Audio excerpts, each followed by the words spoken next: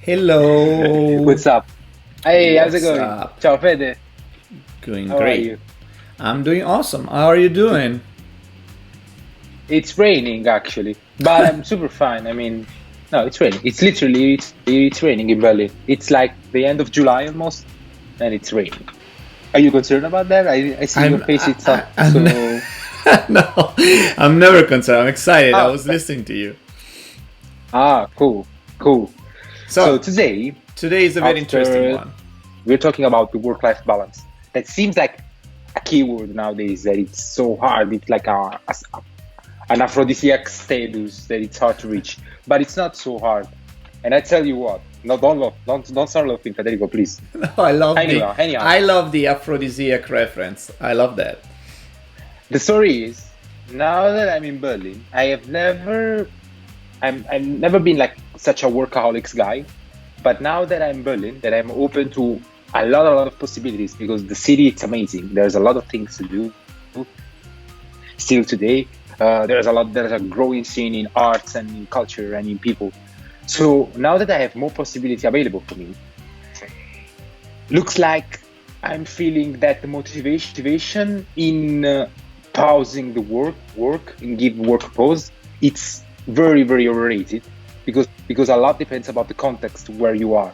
And where I am now, I'm more happy and more free to like doing something else than just work, than just deliverables, than just ship something, right? Right?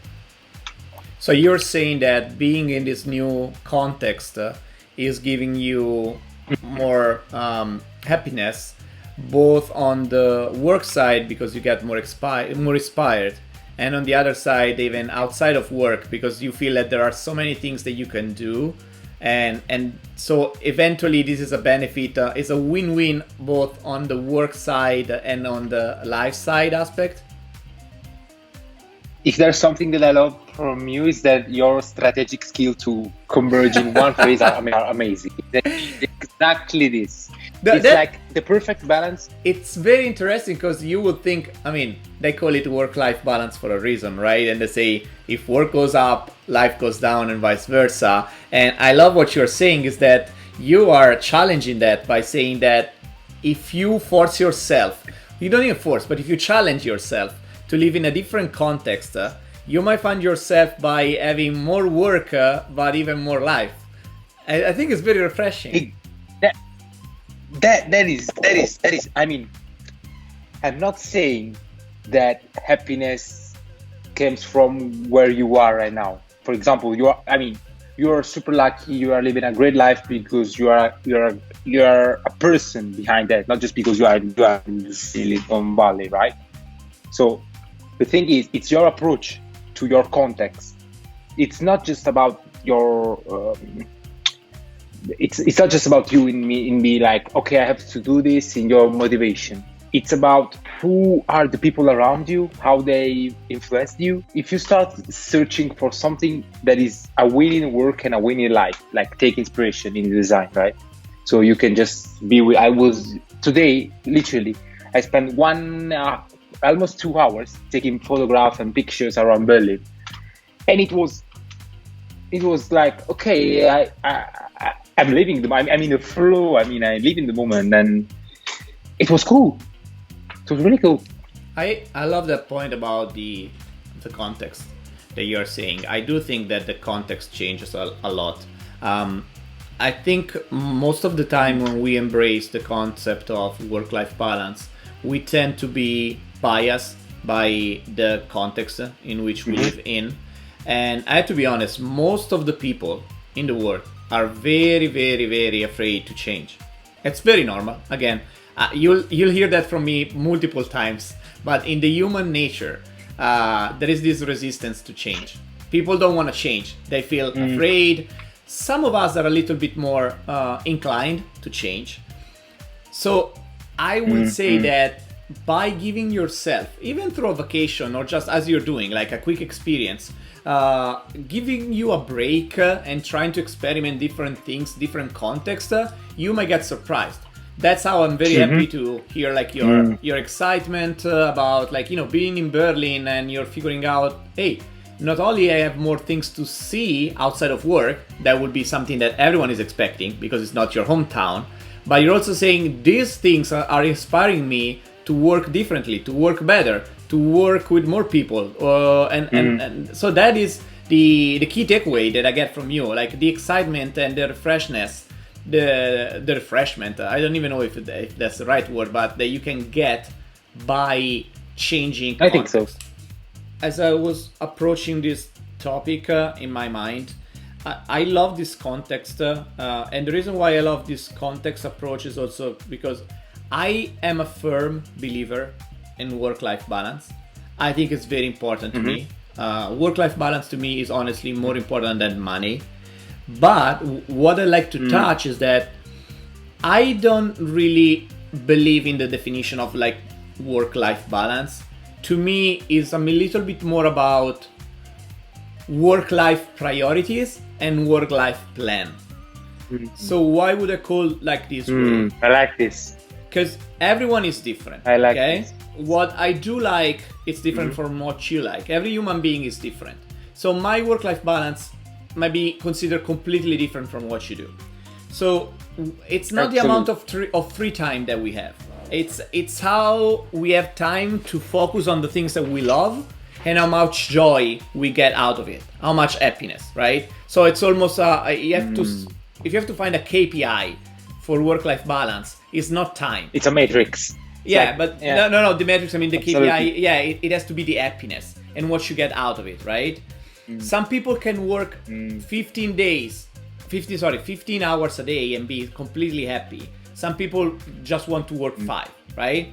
So assuming that that's the reality, I think that when we consider our ideal work-life balance, it has to be related to 2 aspects. First one, what our priorities are. So my priorities, for example, is I like to play beach volleyball, right? It's something that makes me happy. Right. And so just an example for everyone that is listening, but in my life, being able to do some sport, some activity is as important to any salary that I can receive. True. What do you think about that? Totally. Honestly, I could not agree more because, for example, in your case it's beach volley, in my case it was yoga, and it's still yoga. Because when the lockdown came out, I wasn't able to go out and walking because I used to run and used to walk early in the morning. So I decided to switch to yoga because this part of my life was crucial to give some mental refresh with some sports activity, because we are still human being, and the sport, for me it's like I couldn't live without sports. So I adapted my routine, bringing some yoga in, and that was my priority. That was my expectation, to be happy every single day. And I'm still on the app in a stretch about 120 days or something. It's like you see the point. You touched a very important point, that is when you talked about priorities. In a way to, I would reframe saying, in a way to set an expectation on what you want to get out of the most. Yeah. Because my intent is not to do something else because I can work all day long. My intent is, okay, what I would really enjoy to do right now, and what is the least that I can do to get at the maximum benefit in this case. Is that correct? It's totally correct. And I believe that priorities are definitely probably the first step that I would like to consider in, as you said, creating the perfect outcome for my work-life balance. And then there is a second aspect that is more time dependent to me. That's the part I mentioned about the planning. So the planning is important because different stages in life have different priorities. So now, let's be honest, I'm not that kind of control freak. It's not that I design my entire life. I like to live in the moment. I know that everything is changing. You'll never know what tomorrow brings. So I'm not one of those guys that will plan everything. There are some people that love that. So again, let's start from the first point that everyone is different. But it doesn't matter who you are. You should take into consideration that during the course of your life, your priorities might shift. Or you want to approach work-life balance in a way that you know that you can get the best priorities across the entire lifespan. Let me give you an example. We mentioned that I'm 37 right now, okay? And I love to play beach volleyball. One of the reasons why I love it, it's because I know I won't be able to play beach volleyball like competitively for the rest of my life, right? When I'll be 50, I probably won't be able to do any tournament, and I love to do that, okay? Conversely, if you are in the prime of your professional life, and let's use me as an example, you want to move to Silicon Valley because you want to stay outside of Italy now that you're younger, you got more energy, and maybe you can plan, maybe you got like higher salary here because you got different priorities. You can think that you want to focus on that during a certain period of your life. Let's add another example. You can have a kid, a daughter, you can have a baby, right? That changes the priorities and who you want to spend time with him and with the family. So what I'm saying, so this sort of example is to say that my work-life balance has been shifting even from what happened to myself. And the way I'm thinking about priorities in my life is related to the time frame in which I'm living. So I know I would like to maximize the amount of time I will spend on beach volleyball right now, and the amount of time I can spend about learning more about technology because I'm in Silicon Valley. Because I don't know if in 10 years I'll be back in Italy. Nobody knows, right? But thinking about these phases might make you focus a little bit more on what is going to make me happy in the long run. This is so crucial because I think, thank you so much for sharing this, first of all. And second, this is so crucial because I think that nowadays a lot of people don't think about make a step back when things are changing to say, okay, what's changing right now? What could I do to reset my priorities? Take, for example, the COVID stuff that deals with have a huge impact, right? So in that moment, the secret, for example, my secret, and after 3 months, I'm so happy to share this. My secret was to understand that there, in that moment, that something is coming to change completely. So I just take a step back and say, okay, now I have to reset priorities based on this new context. Imagine as a boat, you are on a boat and there will always be new waves. So the thing is, you will not be able always to set a point A and a point B to arrive. But at least you should be on your boat and drive your boat. I mean, because there are waves and and things can happen. But you see what I mean? Totally. I think that's the perfect conclusion for this discussion about work-life balance, because eventually I do believe in that. I do believe that you are the owner or your own work-life balance. Both. If you don't believe, if you don't believe that you can steer your boat, that you can drive your car the way you want to, eventually you will never be able to. And that's why it's so important to have self-awareness and understand what you get. Because if you don't have that self-awareness and you don't know what makes you happy, and you don't know what will make you happy right now and in the next chapter of your life, you wouldn't believe enough in a way that you will change and adapt so that you can really be happy. So I couldn't agree more, as you just said, related to my statement earlier. Yes, self-awareness is key, is crucial. You have to be self-aware, make sure that you understand, and then you know that you own your work-life balance. I had too many friends, especially here in Silicon Valley, that are killing themselves, or they've been killing themselves because of work. And most of the time I'm looking at them and I was like, dude, why are you looking so miserable? And I was like, oh, it's so much work. And I'm like, ask yourself, are you doing all of this to get promoted?